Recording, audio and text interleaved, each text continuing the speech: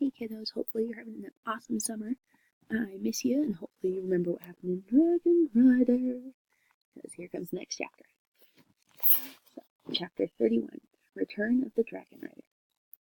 It was dark inside the tomb of the Dragon Rider, although the noonday sun was blazing down on the land outside.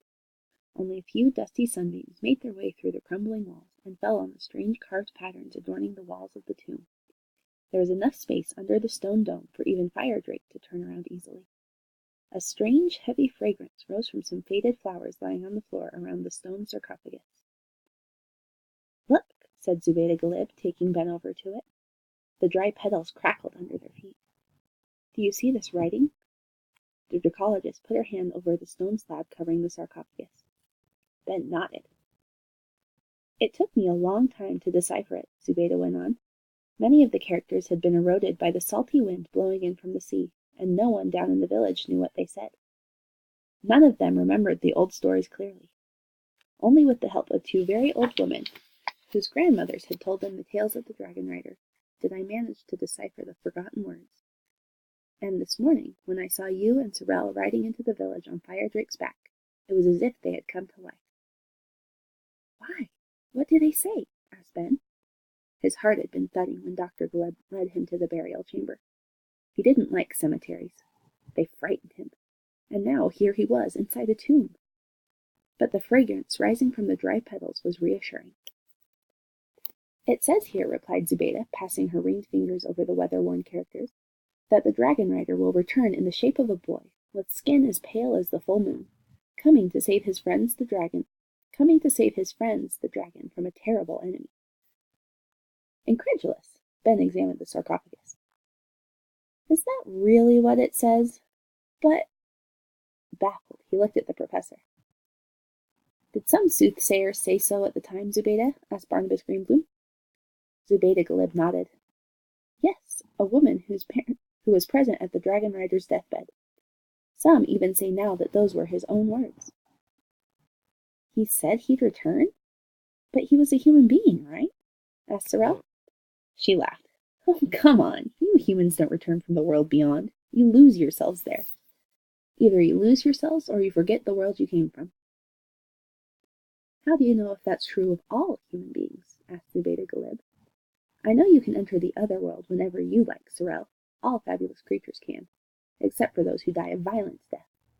But there are some human beings who believe we, too, have only to become a little better acquainted with death to be able to return. So, who knows? Perhaps there really is something of the old Dragon Rider in Ben." The boy looked down at his feet uncomfortably. "Oh, come on," Sorrel chuckled skeptically.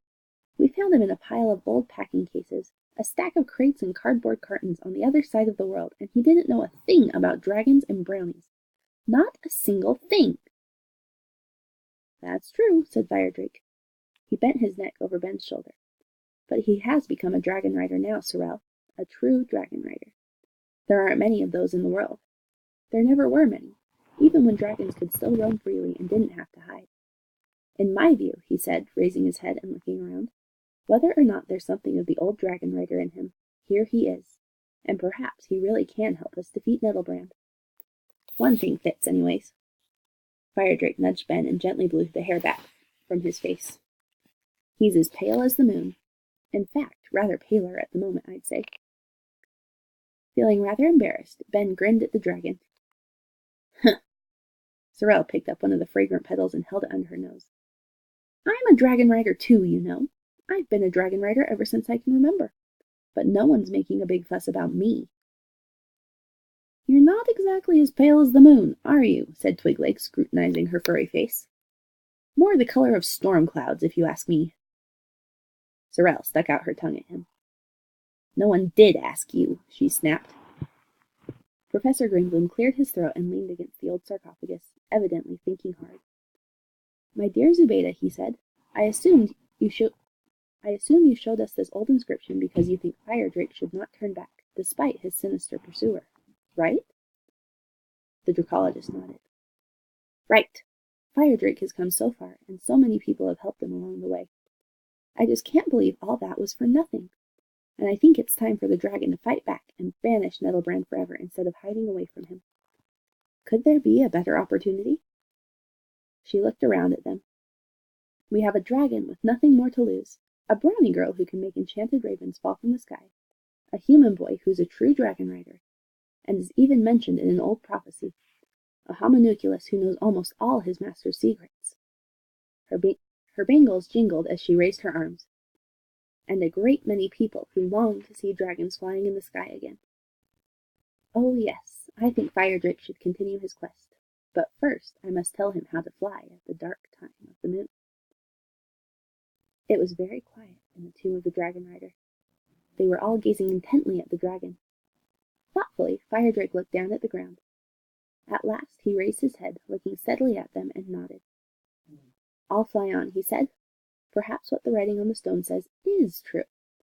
Perhaps the prophecy really does mean us. But before we go, I'd like to see if Twigleg can figure out where his master is now. He looked at the homunculus, a question in his eyes. Will you do that, Twigleg? Twigleg felt his legs beginning to tremble, but he nodded. I'll try, he whispered, as true as my name's Twigleg and I was born in a test tube.